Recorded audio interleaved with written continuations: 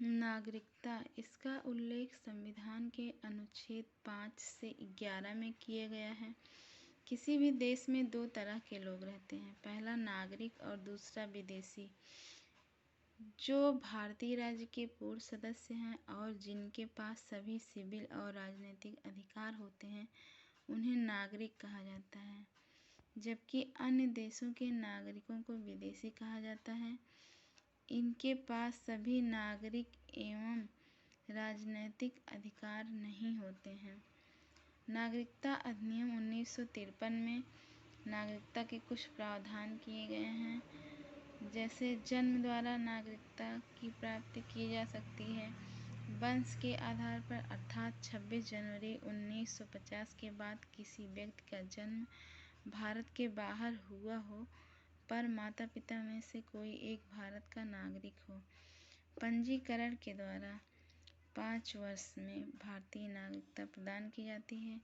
देशीकरण द्वारा, अर्जित भूभाग के विलय द्वारा। अनुच्छेद 5 में संविधान के प्रारंभ होने पर नागरिकता का प्रावधान किया गया, जिसमें भारत में जन्मे व्यक्ति को जन्म से नागरिकता प्राप्त होती है। माता पिता में से कोई भारत में जन्मा हो, संविधान लागू होने के ठीक पहले कम से कम 6 वर्ष भारत का निवासी हो।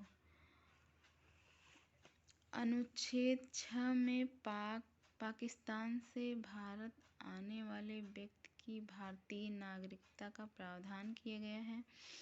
अनुच्छेद 7 में भारत से पाकिस्तान जाने वाले व्यक्तियों की नागरिकता का प्रावधान किया गया है।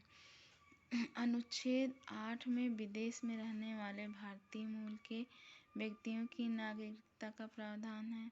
अनुच्छेद 9 में भारतीय नागरिकता की समाप्ति का उल्लेख है। भारतीय नागरिकता की समाप्ति 5 आधारों पर की जा सकती है। यदि देश का कोई नागरिक किसी अन्य देश की नागरिकता स्वीकार कर लेता है। दूसरा, भारतीय नागरिकता का परित्याग करने पर। तीसरा, सरकार द्वारा नागरिकता छीनने पर। चौथा, 7 वर्ष से अधिक देश के बाहर रहने पर। पांचवा, भारतीय महिला का किसी विदेशी पुरुष से विवाह करने पर।